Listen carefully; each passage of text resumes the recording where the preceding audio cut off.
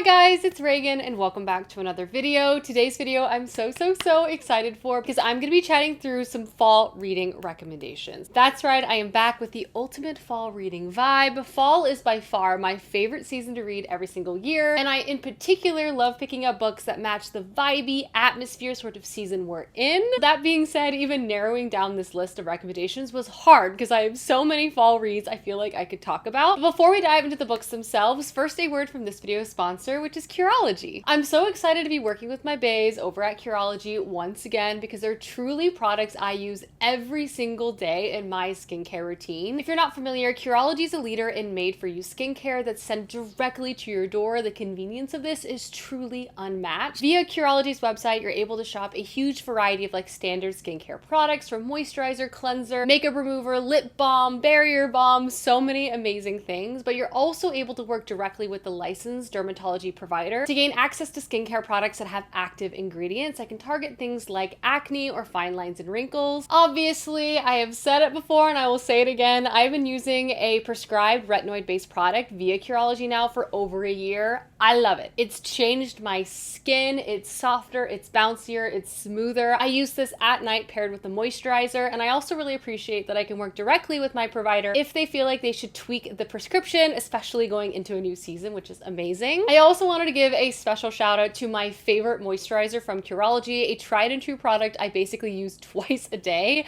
and that is the cream moisturizer. I love this guy. Thick and hydrating, but it doesn't leave a greasy residue on my face. I have really dry skin, so I have to use a heavy duty moisturizer all year long, but if you have more combination skin, this could be a great one to add to your routine, especially going into the fall winter season as it is drier in those months. I love this and this together especially. I'm telling you, I'm BFFs with Curology. Per usual, I of course have a special offer with Curology, which I will have linked down below if you guys want to check it out. I honestly can say they're one of my favorite partners for a reason because I love their products so much. But without further ado, let's go ahead and dive into my fall book recommendations. The first book I'm going to recommend is what I would describe as like a cozy horror story. I know those things feel very much at odds with each other, but somehow this author pulls it off. The book I'm talking about is House with Good Bones by T. Kingfisher. If you're wanting to pick something up that's spooky, scary, a little bit bone chilling, but also not going to give you like horrifying nightmares, this is the book for you. This is a haunted house tale following our main character Sam, who unexpectedly has to move back in with her mom after her archaeological dig sort of falls through for the season. She's excited though to spend some time with her mom as they are really close, but she also got a strange call from her brother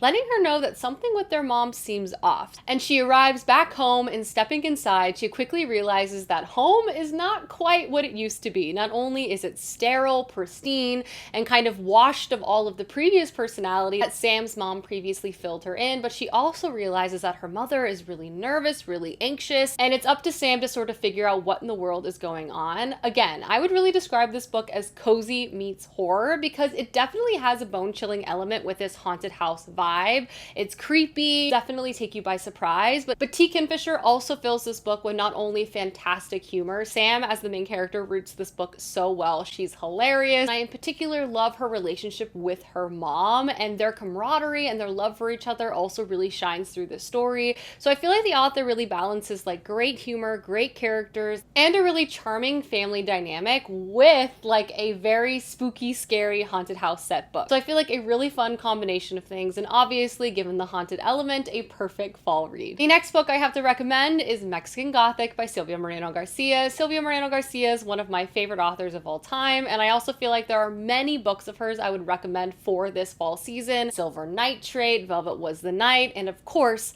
Mexican Gothic. I am a lover of Gothic tales and stories, reinterpretations of the classic tropes that are used within these novels. Jane Eyre is one of my all-time favorite books, so I would say I'm kind of a sucker for this setup in general. But I really appreciated Mexican Gothic because I feel like this had such an interesting spin on some well-known Gothic story dynamics. It really not only took me by surprise, but just in general, I found the whole thing so refreshing and creepy. In this story, we're introduced to our main character Naomi, who's young, glamorous, beautiful, and loves to go to a party or two. But everything sort of changes when she receives a frantic letter from her newlywed cousin begging her to help her escape from her new family home. Her new family home is called the Doyle Mansion, which is a dilapidated relic of years past. This family once had a lot of power, a lot of money, a lot of influence, as they had access to this very lucrative silver mine. However, though, it's been many years since this family has had any type of fortune, but their ego and self-importance has remained. Naomi, obviously concerned for her cousin, decides to travel to this faraway estate, and she arrives and immediately feels like something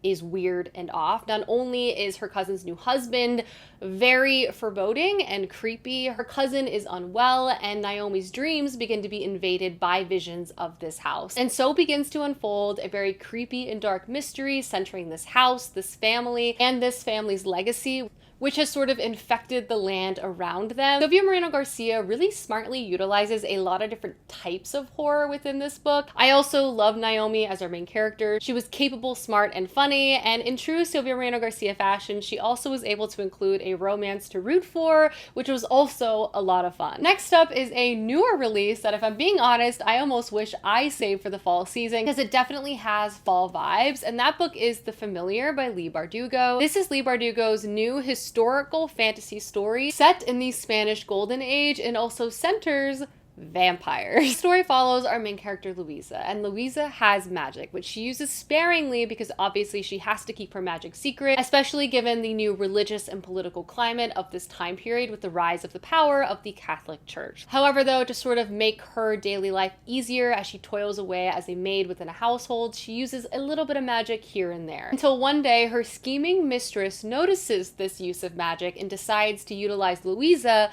to bring their standing within society to a higher place. This decision thrusts Louisa into the limelight and also into the center of society. Now there are a lot of people within this land trying to use Louisa's power for themselves, and before she knows it, Louisa is a part of this competition to gain the ear and eye of the king by impressing them with holy miracles. To sort of prepare for this competition, we see Louisa work alongside this dark and mysterious figure who again gives very much vampire vibes, and so begins a very compulsive and dark lyrical tale by Leigh Bardugo. First and foremost, I would say the historical setting really shined within this story and also impacted things like the plot given the social impacts of magic during this time period. There was also some really interesting gray morality characters at the heart of this book, all women with different ambitions and desires for power, and I think particularly the focus on our main character's drive to attain power was a really interesting choice in this book overall. The writing obviously had great atmosphere, and the sort of grimness of the historical setting worked quite well with the magic and just the overall tone of the story. And I just feel like the vibes perfectly matched the season, and honestly, the more I sit with this, the more I like it. Next up is a fun one, and one I actually want to reread because I loved it so much. And the book I'm talking about is Truly Devious by Maureen Johnson. I am in a headspace where I am just obsessed with YA murder mysteries, and in particular Maureen Johnson. I recently read her new release, which would also be perfect for the fall season, and I just love her writing so much. It's the perfect blend of like likable characters, campy, fun, coming of age stories with like a really scary, spooky, thriller oriented storyline too. And I would also say the Truly Devious series is one of my favorite YA series of all time, and is just such a perfect fall read. If you haven't read it, I highly recommend you do so. This is a story that follows our main character Stevie, and she was just admitted into a very prestigious private school in a remote area of Vermont. Here, students kind of have particular focuses and theses alongside their everyday studies, and for Stevie, she wants to be an FBI investigator, and in particular, she has been obsessed with one case, and this case is actually tied directly to this academy that she's now attending. This school was opened at the turn of the century by a very rich man. However, though, shortly after its opening, his wife and child went missing, and the case surrounding their disappearance has never been solved. Present day, Stevie, now at this school, is looking to try to figure out what in the world happened, and from there, we begin begin to follow Stevie as she tries to crack the case, and things begin to happen in present day that eerily reflect the case that happened oh so many years ago. And something that Maureen Johnson in particular does so well is that she often gives us multiple mystery storylines at once. And in the case of the Truly Devious series, we have a past mystery and a present mystery that sort of become intertwined with each other, creating a very intense reading experience with lots of mini cliffhangers and red herrings that just keeps you flipping the pages, not only in the first book, but also in books 2 and 3 as well. The whole mystery was so good, and I can earnestly say I did not see a lot of the twists coming at all. It's just so fun and so hard to put down. Truly just my favorite type of murder mystery thriller story, if I'm being honest. It's just so good. The next book I have to recommend is a fantasy standalone. It was initially an indie release, but it's now being traditionally published, releasing this fall. And the book I'm talking about is Blood Over Bright Haven by M.L. Wong. This is a dark academia leaning like magical fantasy novel. This feels like the perfect book to read this season, not only because of its dark academia leaning, which it definitely has a lot of like late night studying, magicians trying to crack answers and the code to magic itself, which for me just feels like very fall core, if you know what I mean. But the plot of this book is also quite dark, and the progression of this plot is incredibly intense, and the darkness of the overall story does not slow down as you progress through it, making an incredibly impactful reading experience as well. This book is set within a utopian city setting, and here magic rules all. Quite literally, it powers everything from the industry to the infrastructure, just every aspect of everyday life for the citizens of this city. In this book, we're introduced to our main character, Skonia, and Skonia has had one singular focus her entire life. She's a very gifted magician. She has always dreamed of being admitted into the High Magistry, which no woman before her has ever done. However, though, at the beginning of this book, she successfully does so, and she feels like finally all the barriers before her have been broken down, and she's ready to get to work. Unfortunately, upon arriving at her new position, she realizes that that's not the case, and her coworkers begin to sabotage her, even going so far to assign her a janitor to help her with her work. This book sets itself up to be one type of story, I think from the synopsis I just sort of said, but it's much more dynamic, much more complex, and it's very focused on a lot of different nuances and very much centers magic, revolution, darkness, all different types of things. Just in general, I feel like Emma Wong really explores this quite well, and the intensity of this book cannot be underplayed. It will be impossible to put down once you get started, and it's also going to be one that's going to leave an impact when you finish. This is definitely not an easy read, but one I definitely really enjoyed when I picked it up. And again, I feel like the pursuit of magic and all of the academic studies surrounding magic in this book also sort of gives it that dark academia lean as well. Next up, I have some more vibey fantasy reads that also have a romance component, so if you want something that has a good plot, good vibes, and a little bit of romance, these are the perfect books for you. The first one is A Far Wilder Magic by Allison Saft. Allison Saft has another book coming out this year that's personally on my must-read list this fall, but her previous release, honestly the best vibe, perfect for fans of Full Metal Alchemist. And this story follows our two main characters. The first is Margaret, and Margaret has grown up in this reclusive home on the outskirts of a small town her entire life. Her mother is also a very famous alchemist and has basically been traveling away from the home for most of Margaret's childhood, so she's used to spending a lot of time in isolation, and in general, she also doesn't have many friends or connections in town. At the beginning of the story, Margaret is out in the woods as she is one of the best sharpshooters in town, and she realizes that a mythical creature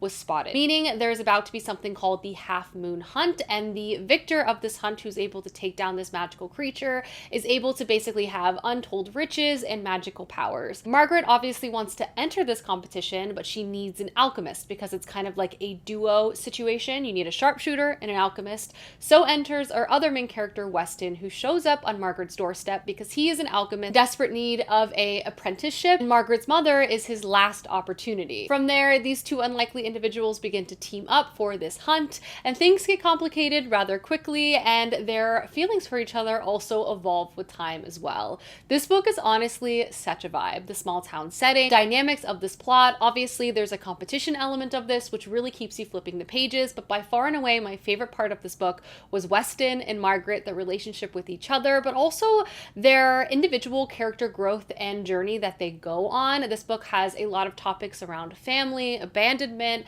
and there's also a lot of like emotional aspects to the characterization of the story too. It's just a book that I really appreciated, and I loved the alchemy element of this so much. So yeah, turn of the century, alchemy vibes, competition. It's got it all. The next very vibey fantasy read that also has a great romantic element to it has a fae lead, which I personally love, and that is A Study in Drowning by Ava Reed. And I really want to emphasize the writing style and the overall ambiance in this book is perfect. It's creepy and chilly, and I feel like the weather and style of the story just like permeates into your bones. It's incredibly successful. And this follows our main character, Effie, and Effie has no choice but to believe in fairy tales because since a young age, she has been haunted by dreams from the Fairy King. And the only solace that Effie finds is reading the stories within this super popular book that also centers the Fairy King. Fast forward, Effie is now a young adult, and she is now attending college, and she's working to get her degree within architecture, and she stumbles upon a really unexpected opportunity, and that is the house of the author that wrote her favorite book that she's read since she was a child is crumbling, and the estate of this property is basically looking for architect students to come to draft up plans to try to save the property from falling into the ocean. Effie actually wins and finds herself at the beginning of the story leaving the city to the faraway countryside to this author's very remote estate. When she gets there though, she realizes things are much stranger than she was anticipating. The house itself is falling apart, and the guardian of this property is quite frankly quite weird. Alongside that, there's actually another student who's working there who's basically trying to uncover the real truth around the legacy of this author. Initially, these two characters do not like each other at all, but they also begin to begrudgingly work alongside each other as things get really complicated on the property. Again, this book is all vibe, and I feel like it perfectly captures the balance of like lyrical, beautiful writing, ambiance, great character work, and a really compelling relationship at the heart of this. I really loved all of the moments of this book and the beats of the plot. It really pulled me in, and just in general, I highly recommend it. The next book I have to recommend is by one of my favorite authors, and both of her releases are just perfect fall reads. I recommend one or the other every single year because I feel like she's severely underrated, and I just want more people to pick up her books. The author I'm talking about is Isabel Cañas, and one of her releases is the Hacienda, which came out now a few years ago. Her books are the perfect blend of melodrama, horror, fantasy, romance. Everything about her stories will just pull you in. They're intoxicating and impossible to put down. The audiobooks for both of her books are also amazing as well. And this is a Gothic haunted house leaning story set in the aftermath of the Mexican Revolution. We're following our main character Beatrice, who's sort of in a sticky spot from a social point of view. Her father was executed during this political movement. Now she and her mother are in a very vulnerable spot. So she is really looking to get married and married fast to secure not only her future but her mother's as well, which is why she readily agrees to a very quick engagement with a very handsome but reclusive and sort of strange man named Rodolfo, and she moves out to his family's property and quickly realizes that something very strange is going on. His house is beginning to invade her dreams, and reality is beginning to feel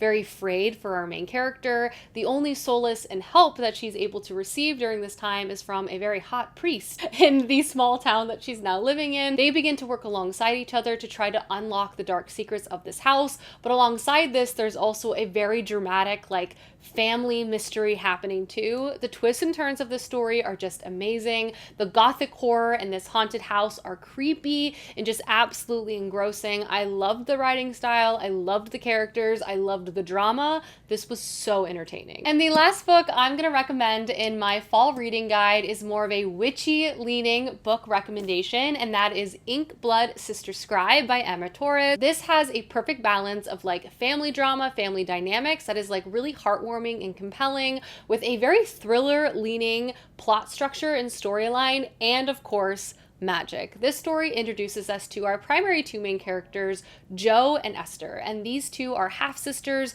growing up alongside each other in their family home in Vermont, also surrounded by their family's collection of magical books. Esther and Jo were inseparable growing up, but have since been estranged for the past 10 years. Esther basically left home at 18 and hasn't been home since, and Jo has been left on the family property to continue to oversee these family books, and obviously this has created strain within their relationship. Before the start of this novel, their father actually passes away unexpectedly, clutching a magical book. Now Jo is alone to sort of continue his legacy. However, though, due to a variety of events, Esther is forced to return home for the first time, and things get complicated very, very quickly. I would say this book is an absolute page turner. Literally from the onset of the story, it is so unbelievably intense. It centers these magical books, libraries, and people who want to collect and use these magical books for their own means and gains, and obviously the maneuverings of people who are trying to claim all of this power for themselves, resulting in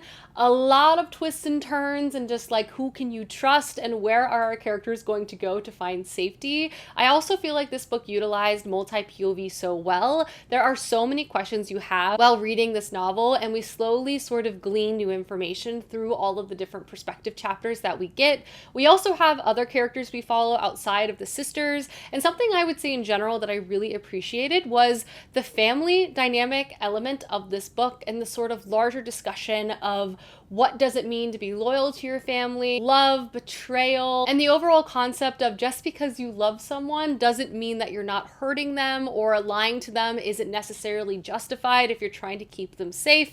And just like the cycle of family trauma in general, I felt like this book had a great balance between a really riveting, fast-paced plot, really interesting and likable characters, and like true character interactions and moments and reconciliation and just like complex relationship dynamics that were explored, I felt quite successfully. This book had magic, vibes, Vermont, so fall core if you ask me, and a book I would highly recommend for the fall season. Alrighty guys, that is my ultimate fall reading guide. Thank you again to this video sponsor, which is Curology, and I will of course have my special offer linked down below. Thank you so much for watching this video, and I will see you soon with another one soon. Goodbye!